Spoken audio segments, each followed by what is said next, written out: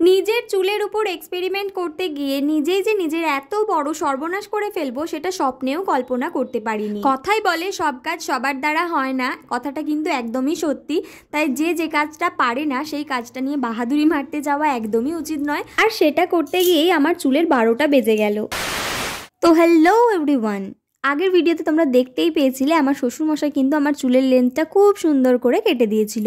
কিন্তু তারপরে আমাকে তো বাহাদুরি মারতেই হবে, তাই আমি এখন বসে পড়েছি চুলের সামনে একটুখানি লক্স কাটার জন্য, নাহলে তো আবার ঠিকমতো স্টাইলও দেখাতে পারবো না।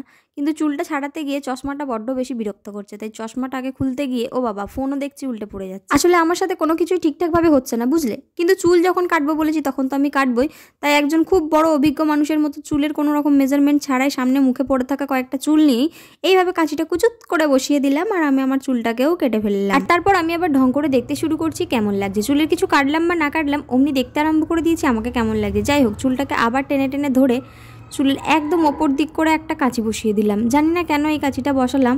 আর তারপরে আবার দেখছি উপর থেকে নিচের দিকে একদম সিঁড়ির মতো করে আমি চুলটাকে কাটতে লেগেছি। কিন্তু আমি ঠিক করতে কি চাইছি সেটা আমি নিজেও বুঝতে পারছি না। যাই হোক, চুল যখন কাটতেই হবে তখন এত ভাবনা চিন্তা করে লাভ নেই। কিন্তু জানি না আমি তখন কি ভাবনা চিন্তা করতে করতে এইভাবে সিঁড়ির মতো করে চুলটা কাটতে শুরু করেছিলাম। আর এই সিঁড়ি ধরেই মনে হচ্ছে আমার ফোনটা ওপরে যাবে, বুঝলে। দাঁড়াও, আগে ওর ব্যবস্থাটা করে নিই। দেখেছো তো কেমন সুন্দর চুলটা কেটে ফেলেছি। তোমরাও যদি এমন সুন্দর হেয়ারস্টাইল চাও তাহলে কিন্তু আমার সাথে কন্ট্যাক্ট করতে একদমই ভুলবে না, তাড়াতাড়ি আমার সাথে যোগাযোগ। আর আমি কিন্তু কোনো কাজ একদমই ইনকমপ্লিটভাবে ছেড়ে দিই না, তাই তোমার চুলের যতক্ষণ না গুষ্টির তুষ্টি পুজো করতে পারছি ততক্ষণ কিন্তু আমি ছাড়বো না। এমনকি তোমার সব চুল কেটে নিজের কাছে রেখে পর্যন্ত দিতে পারি, তাও আবার দায়িত্ব সহকারে। একদিক নিয়ে পারছিলাম না, এখন আবার অন্য দিকটা নিয়ে। তাই এদিক থেকেও কিছুটা পরিমাণে চুল নিয়ে এবার আমি দুদিক থেকে সমান করে মাপ করে নিচ্ছি।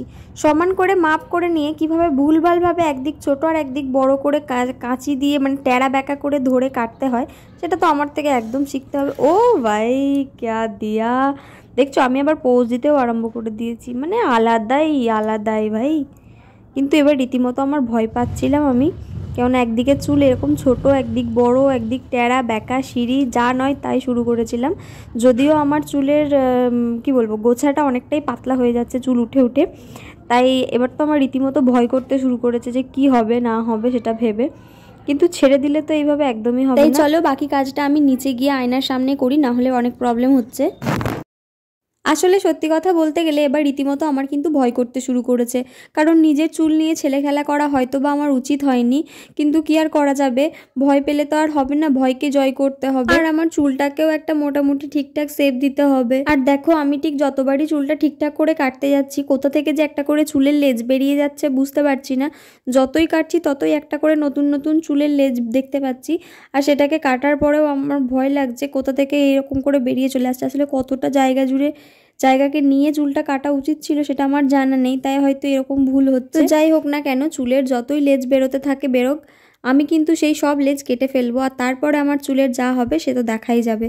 তাই এইভাবে বেরোতে থাকা চুলের লেজটাকে টান টান করে ধরে যেই কাঁচি বসাতে যাব, ও মা দেখি কাঁচিও আমার সাথে নটাঙ্কি শুরু করে দিয়েছে। তাকে ডান দিকে বললে সে বাঁ দিকে যায়, আর বাঁ দিকে বললে সে ডান দিকে যায়। আর এইরকম পরিস্থিতিতে আমার রীতিমতো ভীষণ হাসি পাচ্ছিল। আমি শুধু এটাই ভাবছিলাম যে কিখানে আমি আজকে চুলটা কাটতে বসেছিলাম কে জানে। তো যাই হোক, অবশেষে চুলটা কাটার পরে আমার মনে হলো রীতিমতো আমি একটা যুদ্ধ জয় করলাম। এবার দেখার পালা আমি চুলটাকে ঠিক কেমন শেপ দিতে পারলাম বা কেমন লাগছে। তাই আমি আমার চুলটা এখন খুব সুন্দরভাবে ছাড়িয়ে নিচ্ছি। আর আমার চুলটা ছাড়ানোর পরে তোমরা দেখতে পাচ্ছ চুলের সাইডে কি সুন্দর একটা লেয়ারের মতো তৈরি হয়েছে। আর এই লেয়ারটার জন্যই কিন্তু আমি চুলটাকে আমার ওইভাবে সিঁড়ির মতো করে কাটছিলাম। এইভাবে সিঁড়ির মতো করে কাটার কারণেই কিন্তু এই চুলের থাকটা তৈরি হয়েছে। যাই হোক, চুলটা ঝামেলাদায়কভাবে কাটলেও শেষটা কিন্তু সুন্দর হয়েছে। আমার এই চুলের কাটিংটা তোমাদের কেমন লাগলো জানিও। যদিও বাহাদুরি মারতে গেছিলাম, বাট রেজাল্টটা ভালো পেয়েছি। ভালো লাগলে অবশ্যই একটা লাইক করে দিও।